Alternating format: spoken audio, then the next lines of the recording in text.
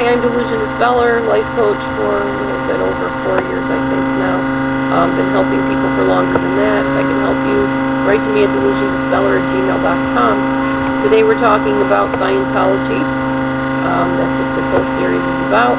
We're going to talk a little bit more about the inner operations, some of the terminology that is used.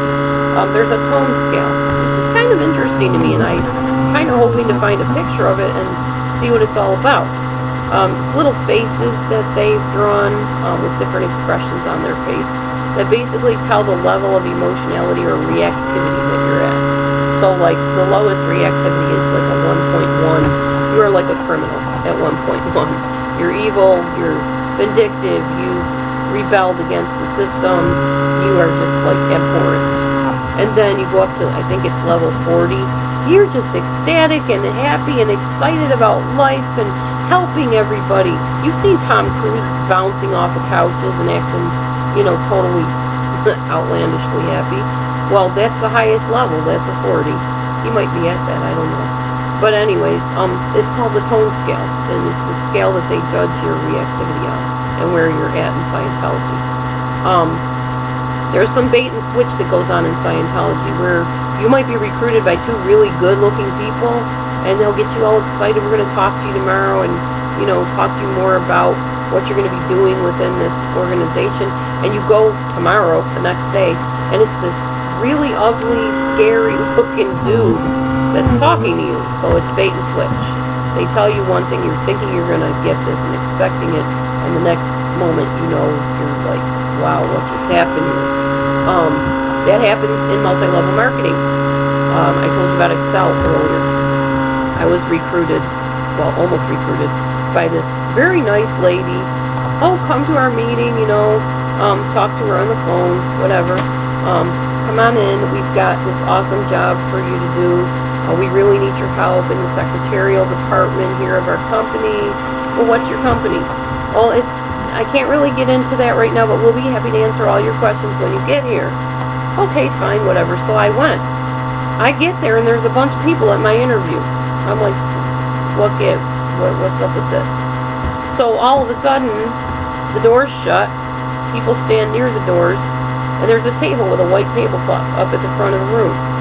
And you're in this new room now. You're sitting there in this kind of meeting hall.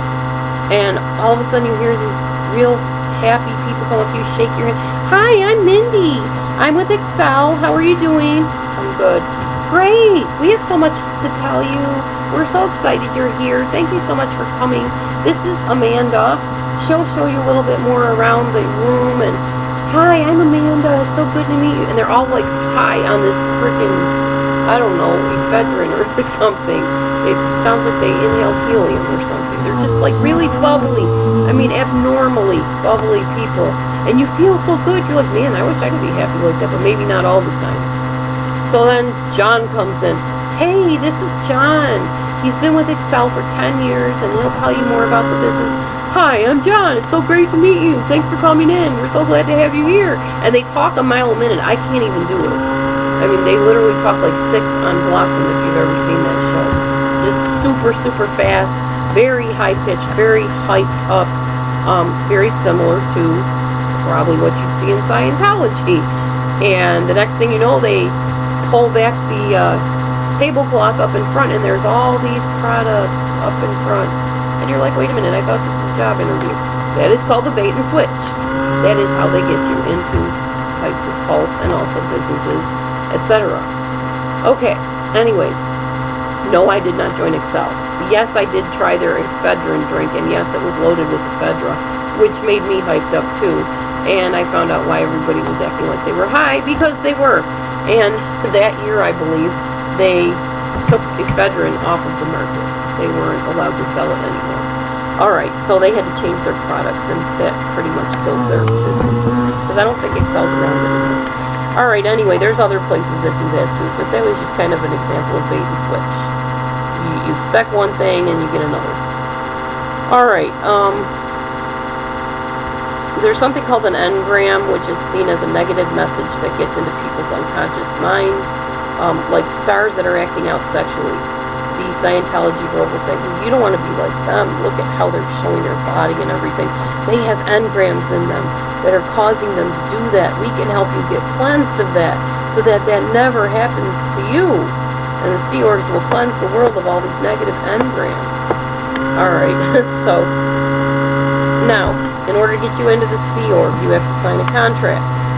And they will literally put the pen and the contract into your hand and hound you till you sign it or give up and leave the room, if you can get out. They'll tell you you're in on the ground floor, this is an exciting time to be in this, you're going to help so many people, you're going to sign this right now, and we're going to bring you up on stage, and we're going to announce you to people and tell them what a wonderful humanitarian you are and how you're going to help save the planet by joining our organization. You're going to sign that contract right now because you want to help the world, right? You want to cleanse people. You've been through the cleansing process. You know how good you feel. You know how you know that you're helping people. Well, you want to do this, so you're going to sign that contract. That's all you need to do.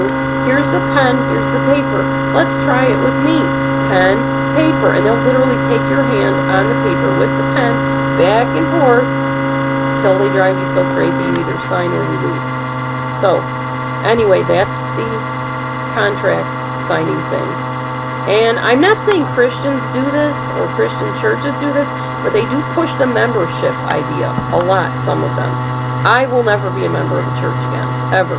Because every time I have joined a church, something goes wrong and things fall apart and it's not a happy situation. So I won't become a member. I will always be an adherent, a visitor, a guest, part of the church, but not a member of the church. It scares me. I'm very hesitant and I just won't do it. But yes, churches will push membership.